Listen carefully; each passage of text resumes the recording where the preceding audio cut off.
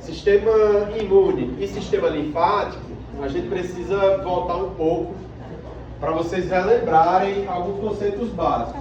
Então o Diego já meio que abriu isso com vocês na abertura de aula, na contextualização da aula. A gente tem órgãos linfóides primários, órgãos linfóides secundários. Os órgãos linfóides primários destacam-se timo e medula. A medula vermelha sendo responsável aí pela hematopoese, principalmente de linfócitos B. O timo, principalmente de linfócitos T. Né? E a gente tem a divisão entre os grupos de células. As células são classificadas, essas que estão postas aqui para vocês, em dois grandes grupos. Quem lembra? Quem lembra? Granulócitos e as granulócitos. Granulócitos e agranulócitos. As células que são definidas como granulócitos, pessoal, elas são células que fazem parte da resposta imune inata. Tá? Enquanto que aquelas que são da granulócitas, elas são da imunidade adaptativa. Ou adquirida, né? Isso faz uma grande diferença, porque meu sangue ele é capaz de gerar uma resposta imunológica para antígenos que ele sequer conhece. Então, se há qualquer molécula alterada, você já vai ter resposta imunológica acontecendo ali. Não é? De forma inata, sem que haja um treinamento prévio para que isso aconteça. Essas células destacam-se porque na sua região citoplasmática elas têm grandes concentrações de grânulos. E por que será que elas exigem essa grande concentração de grânulos, pessoal? Porque normalmente esses grânulos eles têm o papel de secretar enzimas que vão fazer processo de destruição daquele antígeno, né? Já os linfócitos são células onde a resposta ela pode se dar através de linfócitos T com a resposta conhecida como celular, e os linfócitos B que vão gerar uma resposta humoral, né, gente? Então você tem produção ali de anticorpos e sinalização de tecidos para poder você atrair os linfócitos que são os mais atuantes, dentre os quais destacam-se os linfócitos B. Quando você olha, por exemplo, para um baço e você vê a bainha periarteriolar circundando um vaso lá do baço, né? Linfócitos T estão concentrados ali.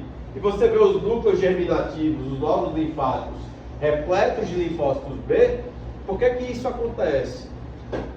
Esse antígeno está atravessando o baço através da vascularização, ele está chegando ali, e os linfócitos T estão reconhecendo que antígeno é aquele.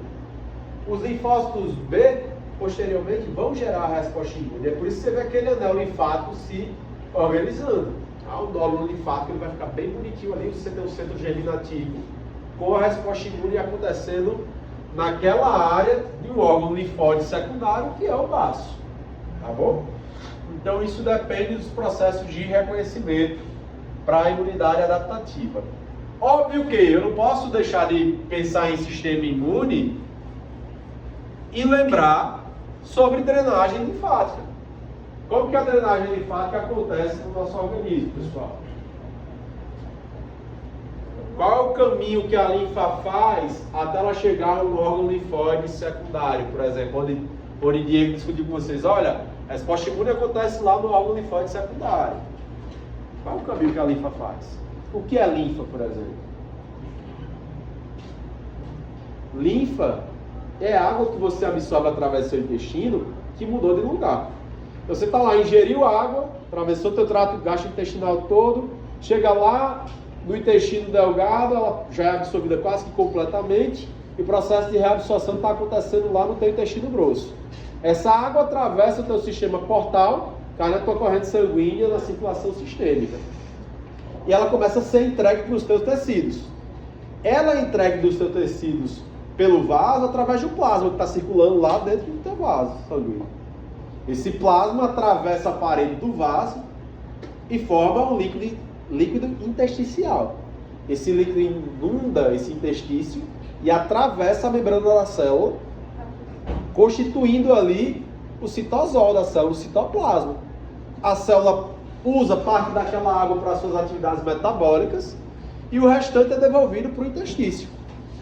É aí que o capilar linfático ele surge. Por quê? Você tem um capilar e aí teus músculos tracionam fibras, essas fibras abrem o teu capilar linfático e o líquido intersticial começa a entrar nele. Tá? Aí temos ductos pré-coletores, ductos coletores, né? E aí você forma os troncos. Esses troncos eles se anastomosam, eles se integram até formarmos o ducto torácico e o ducto linfático direito. O que é que o ducto torácico drena, gente?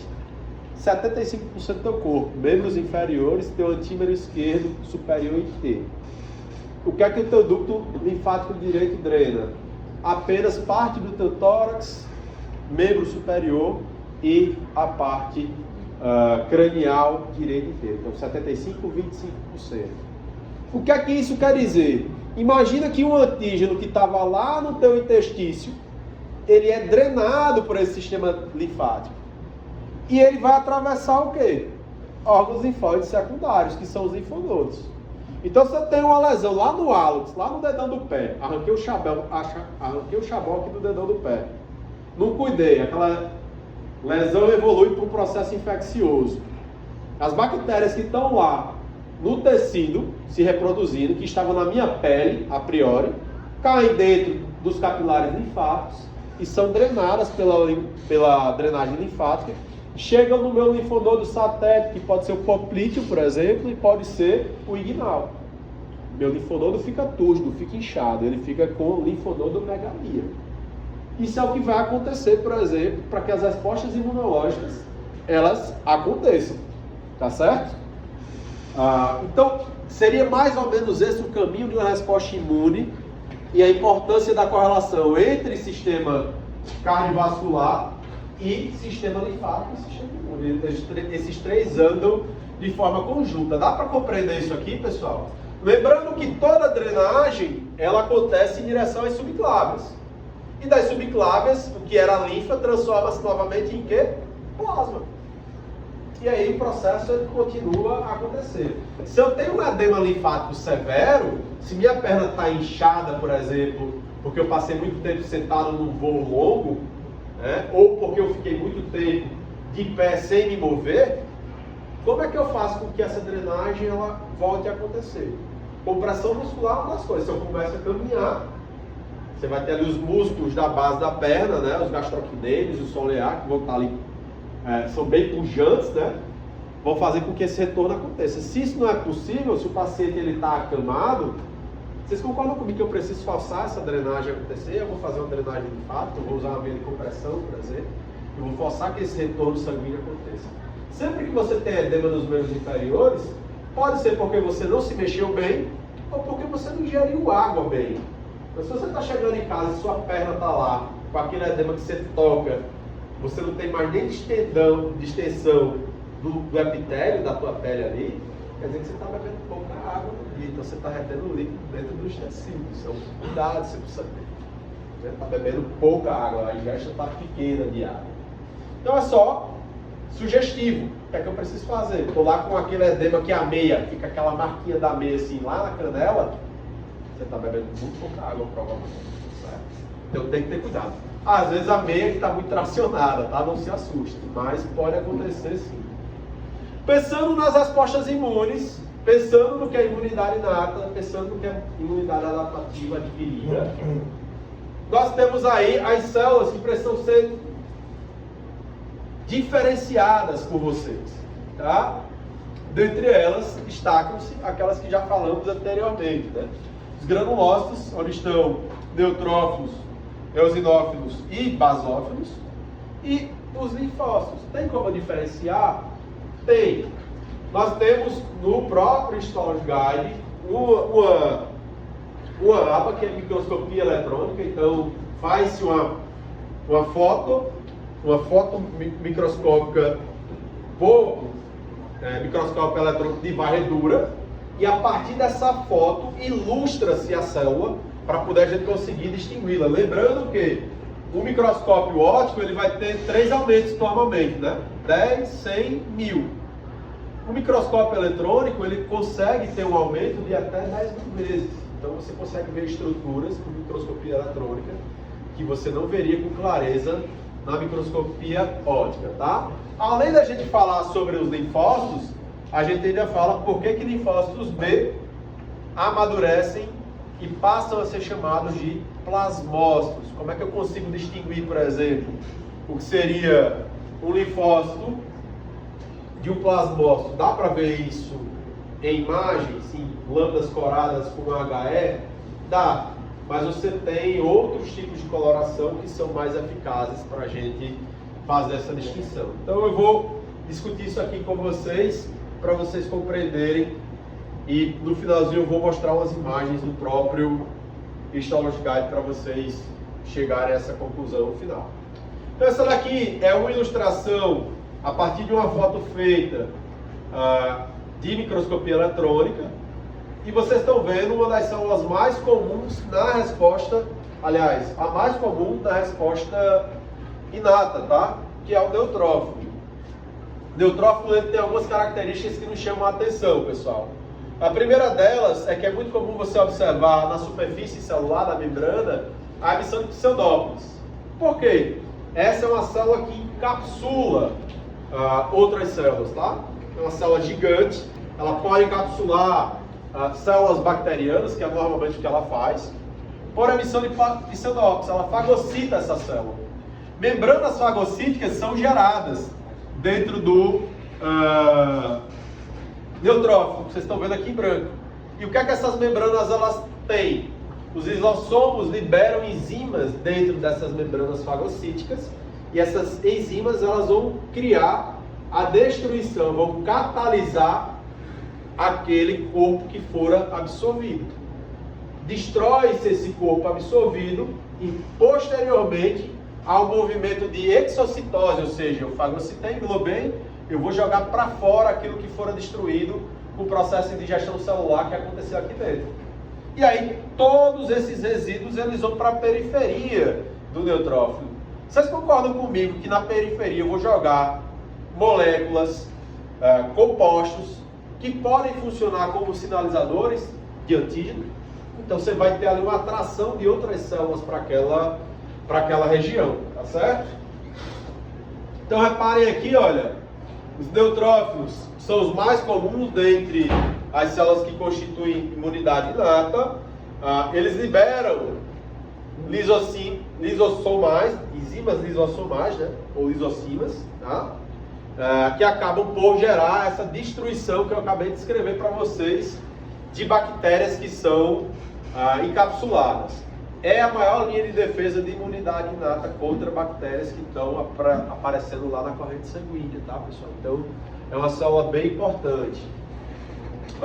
Característica distintiva, como é que eu reconheço essa célula? Uma das principais coisas é exatamente essa característica de você ter um núcleo bilobado e ele é conectado por fios de cromatina, tá certo? Essa é a característica preponderante. E lembre-se, há uma concentração de grânulos no citoplasma dessa célula, daí o nome, daí a classificação como uma célula granulosa. Tá? Deu para entender isso aqui? Então, ó, características distintivas: emissão de pseudópolis, núcleo bilobado, com fio de cromatina conectando esse núcleo, tá? E muitos grânulos no citoplasma da célula. Funcionalidade: fagocitose e digestão intracelular de bactérias, principalmente. Essa seria aí a maior função dos neutrófilos, tá? É óbvio que há subcategorias de neutrófilos segmentados, por exemplo, mas aqui é só para vocês terem uma dimensão, uma ideia do que a gente está falando. O segundo grupo de células da imunidade inata são os eosinófilos, pessoal. Os eosinófilos são células que podem ter núcleos com várias subdivisões, tá? Então você pode ter ali 2, 3, 4, 5 sublóbulos. Só que essa célula aqui, a ilustração dela, é uma ilustração atípica, a gente não consegue enxergar essa distinção do núcleo e dos nucleons. No entanto, a gente percebe uma concentração muito grande de grânulos no citoplasma, tá? E uma característica que é interessante dessa célula quando ela é corada em HE é que normalmente ela vai ter um formato que se assemelha muito à estrutura nuclear a uma organização de um headphone desses que o pessoal tem usado bastante, aquele desses grandões assim, tá? Parece um fone de ouvido mesmo, quando você olha lá no microscópio óptico, né? Então isso é uma característica interessante. Você vai ver esses núcleos, a estrutura do núcleo, e você vai ver uma série de grânulos para encher o citoplasma como um todo. Como aqui a imagem não ficou tão boa, mas a gente vai perceber os lóbulos do núcleo e todos esses pontinhos que vocês veem aqui na periferia, mais corados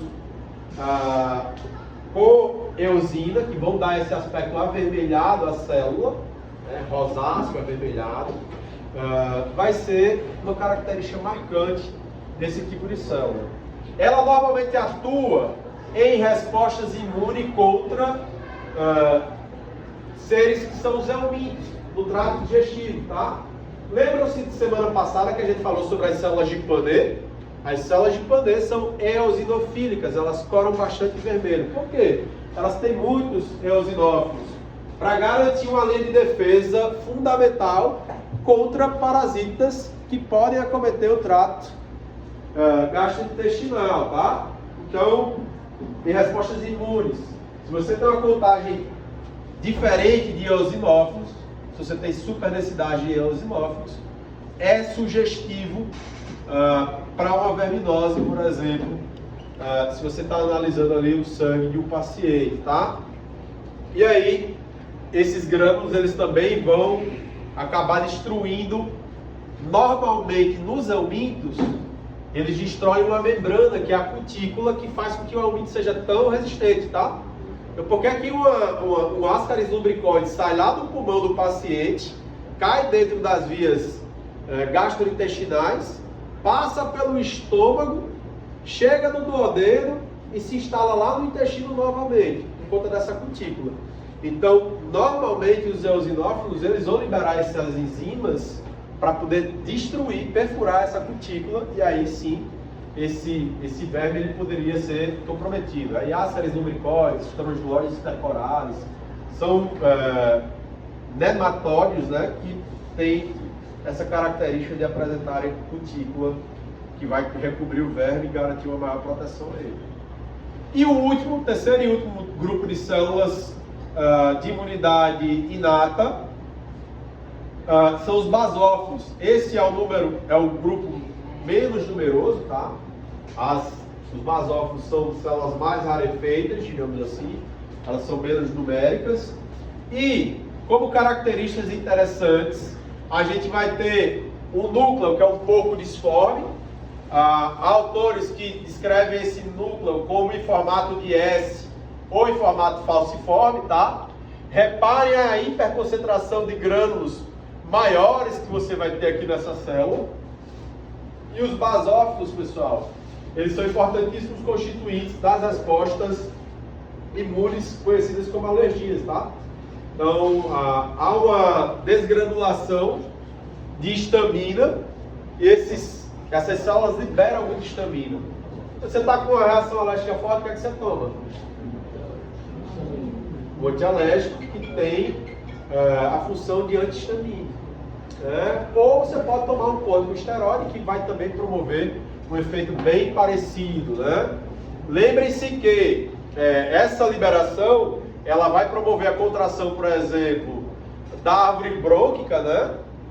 E também do trato gastrointestinal. Isso quer dizer o quê? Que se eu estou ficando exposto a um antígeno, o meu trato respiratório ele se fecha para evitar que esse antígeno se deposite nas porções mais profundas, onde tem o pneumócitos. Se esse antígeno começa a comprometer o pneumócito, eu não tenho, por exemplo, as trocas gasosas que precisavam acontecer. Tá? Então, o músculo liso lá do brônquio ele vai fechar para poder evitar que isso aconteça, né? Você, por exemplo, tem muito problema com broncoespasmos em uma pessoa que está inalando muito monóxido de dióxido de carbono. Né? Aqueles pacientes que morreram lá na Boate Kiss, por exemplo, acho que é Santa Catarina, né? Santa Maria. Santa Maria.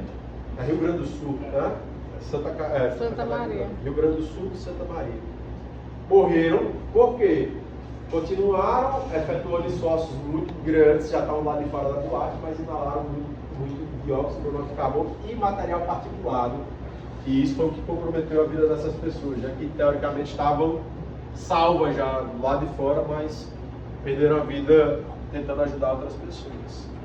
Linfócitos são células bem marcantes, por quê? Ao contrário das que vimos até aqui, elas não têm grânulos. Olha o tamanho desse núcleo, como ele é maciço, tá, pessoal? Essas estruturas que vocês estão vendo aqui, normalmente são mitocôndrias, que vão realizar a respiração celular. E essas células, elas são basofílicas, elas coram muito com hematoxilina, então elas ficam bem roxinhas quando você vê na microscopia. Lembram-se das células não, das placas de Paia que vimos na semana passada, lá do ilho? Sim. As placas de Paia, elas têm grandes concentrações de linfócitos. Por isso que ela fica bem roxinha. Você vê aquilo como uma característica até para diagnosticar que aquela porção é o íbio, né? Eu vou pular aqui o slide porque eu tenho interesse em mostrar primeiro o plasmócito, depois eu volto para falar aqui sobre os tipos de células. Olha só os plasmócitos, gente, que são linfócitos B que amadureceram, tá? Esses linfócitos B, quando eles amadurecem, eles passam a ter o que a literatura descreve como clock face ou aspecto de roda de carroça. Então você vai ver essas células no microscópio e elas vão ter exatamente esse arranjo aqui, ó. Um eixo central, fios de cromatina e na periferia eixos secundários. Eu vou mostrar isso para vocês aqui no Histology Guide com duas colorações, uma que é HE, tá? E a outra coloração, acho que é ZAN. Olha só, isso tudo aqui é plasmócito, ó, gente. Quando vocês veem essas células bem arredondadas, por exemplo, ó, tá? Isso tudo é plasmócito. Você vai ter, olha os pontinhos. Talvez na imagem não fique tão boa para vocês, que o projetor não ajuda muito, mas eu vou mudar aqui a coloração e vocês vão ver bem esses plasmócitos com essa característica. Essa célula aqui, ó, por exemplo, aqui você vai ter células com essa característica. Eu tenho uma região mais densa na borda e você vai ter vários pontinhos na periferia. Aqui é a mesma coisa, ó. Pra quem gosta de Naruto, parece um Sharingan aí. Aqui é nerd, né? Eu gosto de Naruto. É bom. Então, ó, isso tudo é plasmócito, ó. Plasmócito, tá? Ele é bem redondo e tem essa distribuição do núcleo que eu estava descrevendo para vocês. É uma célula que tem essa característica morfológica bem distintiva, tá? E aí, isso vai promover defesa, principalmente em virtude das imunoglobulinas, né, que são proteínas, anticorpos, secretados por esse tipo de célula que já sofreu maturação, tá bom? Então, ó, resposta imune adquirida, adaptativa, produzida por linfócitos B e linfócitos T. Lembrando que normalmente as células T, elas são mais variáveis, elas são mais, uma expressãozinha, versáteis. Essa era a expressão que eu queria usar, tá? E aí você tem vários subtipos de linfócitos T, né? T helper, T citotóxicos, T reguladores, cada um desempenhando uma função essencial. Mas o que é que a gente precisa lembrar? Linfócitos T são reconhecedores. Eles reconhecem e auxiliam os linfócitos T, B a produzirem resposta imune, resposta humoral, ou seja, produtividade de anticorpos, proteínas que são secretadas para destruir células inimigas, tá certo? Consequentemente, funcionam em dupla, né? Funcionam em cadeia. Eu preciso do linfócito T para reconhecer e o linfócito B para mobilizar. Se eu não tenho uma dieta apropriada, se eu não como proteína apropriadamente, Como que eu espero produzir anticorpo apropriadamente? Então é por isso que pessoas que não se alimentam bem não têm um bom sistema imunológico, adoecem muito. Tá? Principalmente porque raramente a gente bate cotas de proteínas diárias, tá, pessoal? E aqui aparece uma célula que teoricamente está fora de contexto, mas ela é bem empregada aqui, tá? As células NK, as natural killers, são células que fazem parte da imunidade inata. No entanto, elas atuam de forma estratégica, suplementando aqui as ações executadas pelos linfócitos T e B. Tá? Então, quando você tem aí um antígeno que ainda não tem o reconhecimento propriamente dito, quem vai chegar ali primeiro provavelmente serão as células NK, para garantir essa morte da célula antes que ela se torne um problema efetivo para o organismo, tá? Para concluirmos, duas perguntas foram feitas para vocês. Quem que garante respostas e o processo de imunização pós-vacinação? Acho que já fica amplamente percebido que é os linfócitos T e B. Os linfócitos T normalmente que vão promover a garantia de memória imunológica, né? Então, quem contrai o sarampo com 1 ano de idade vai ter resposta imune pelo resto da vida. Sempre que observar aquele vírus no seu sistema se apresentando de novo, você vai ter linfócitos T ali que vão trazer uma resposta celular e os linfócitos B que vão promover uma resposta humoral. Ora, a vacinação, de certa maneira, ela é uma simulação, ela é um simulacro de um processo de doença acontecendo. Treinando, capacitando o teu organismo a desenvolver resposta sem desenvolver doença. Né? Então, muito mais prático, muito mais viável vacinar do que permitir que uma pessoa adoeça e precise, por exemplo, de cuidados que são muito mais caros de serem promovidos. Tá? Falando em vacinação, quais são os tipos de vacinas? Vacinas atenuadas, vacinas inativadas e vacinas produzidas com subunidade, pessoal. A diferença entre esses tipos de vacinas é o valor, tá? E para quem elas podem ser administradas. Uma vacina atenuada, por exemplo, que conta ainda com o vírus ou com a bactéria pseudoativa, tá? Com menor capacidade de virulência, elas são vacinas problemáticas porque elas podem gerar sintomática em quem recebe essa vacina. E aí a sintomática ela traz desconforto, né? Dores, prostração, febre. Isso cria uma espécie de incômodo no paciente, né?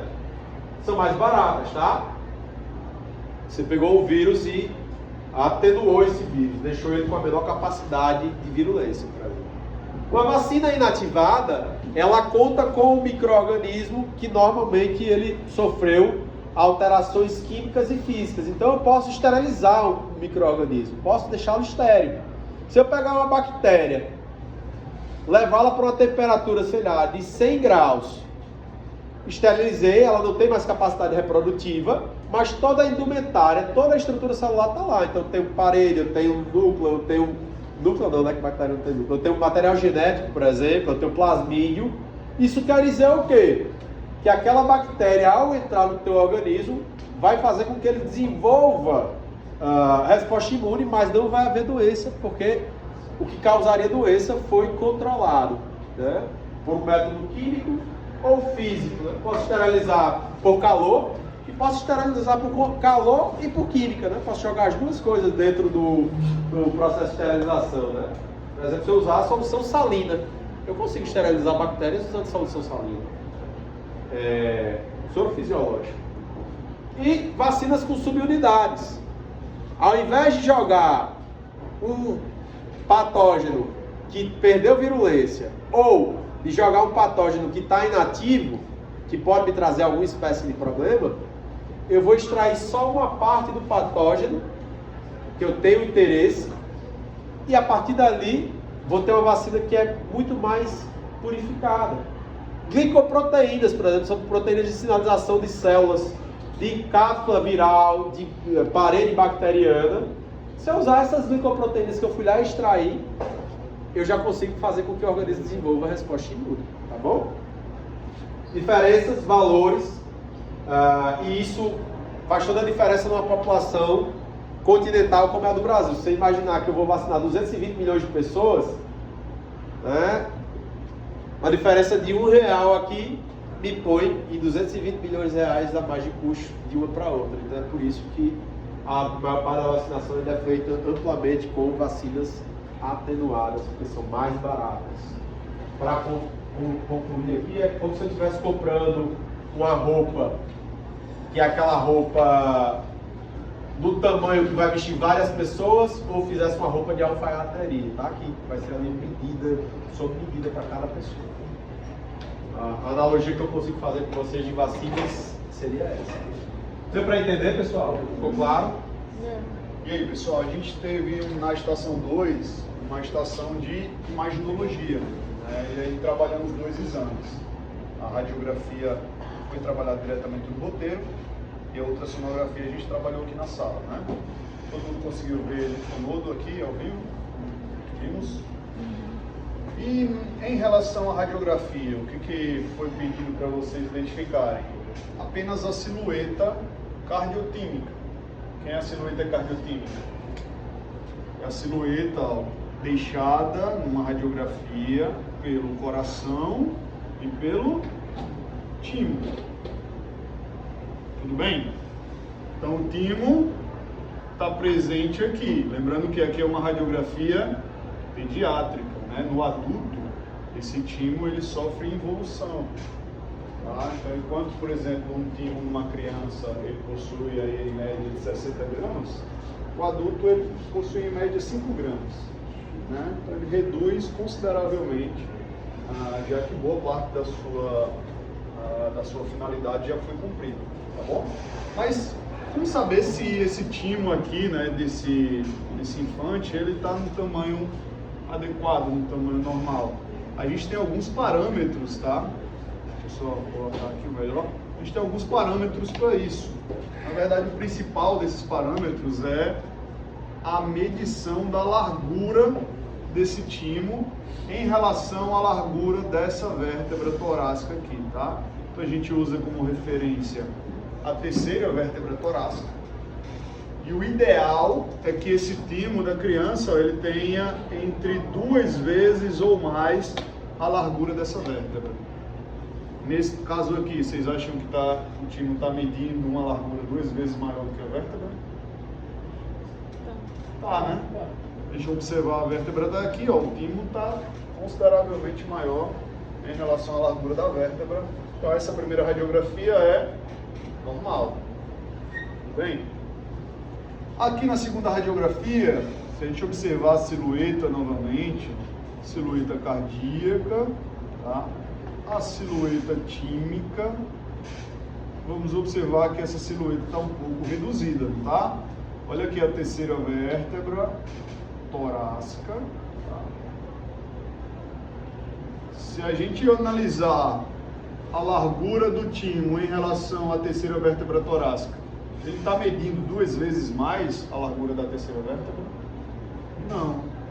Ou seja, esse timo ele evoluiu de uma forma normal, porque aqui é uma radiografia pediátrica, e na pediatria o normal é que a gente observe isso aqui, tá? Ah, professor, por que o timo evoluiu então, se ele é uma criança, né? Possivelmente que esse indivíduo está passando por algum quadro patogênico, tá? Possivelmente ele tem infecção, um quadro de febre muito alta, ou até pode apresentar algumas alterações congênitas que levem a essa evolução do timo. Tranquilo? Então isso aqui é um quadro que de anormalidade, né? Possivelmente um quadro patológico aí. As 2 últimas aqui são exemplos de variações anatômicas. O que é variação anatômica, hein? O que é uma variação anatômica? Então, uma mudança da forma que não altera a função. Tá? Então, olha aqui essa silhueta, o coração está presente aqui. E aí, ó, tá vendo que tem uma setinha apontando? Essa seta está mostrando aqui que o timo ele tem esse formato específico aqui, ó, um formato mais triangular, tá vendo? Isso aqui é chamado de sinal de vela. O sinal de vela, ele na verdade ele é o quê? É um sinal anatômico de variação anatômica. Vai trazer prejuízo funcional? Não, é apenas uma alteração na forma, tá? Nessa imagem, nessa última imagem, a gente tem mais uma vez uma silhueta aqui do coração, tá?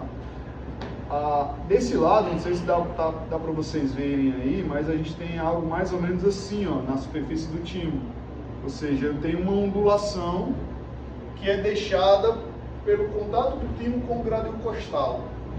Tá? Então a superfície do timo sofre, né, uma impressão deixada pelas costelas, e esse sinal a gente chama de sinal de onda. Tá? Então esse é sinal de vela, esse é sinal de onda. Os dois aqui são exemplos de quê?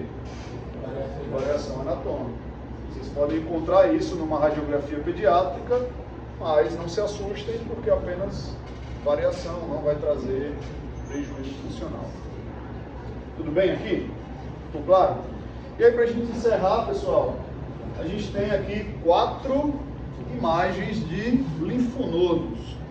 Qual dessas imagens aqui apresenta um linfonodo normal? A, B, C ou D?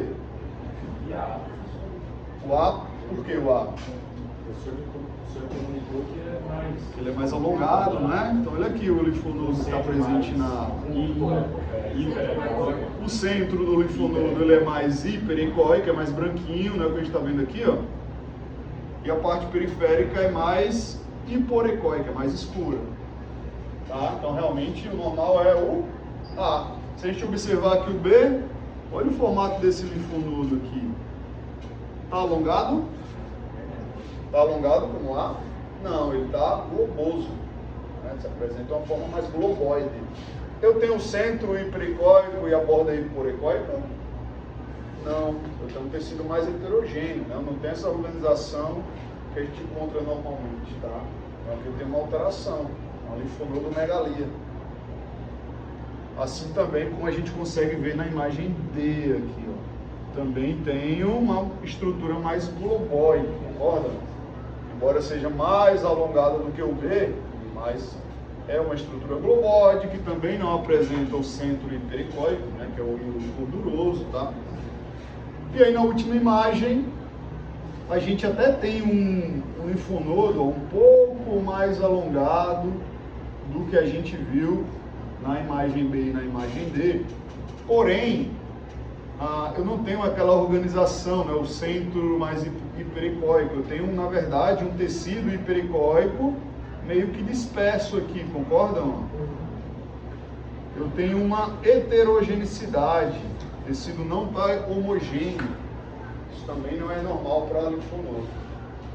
Ok? Então, as 3 imagens B, C e D são alteradas. O único linfonodo presente com características normais é o linfonodo A. Feito? Ok? Só por hoje é só, tá? Você vai fazer um pedido?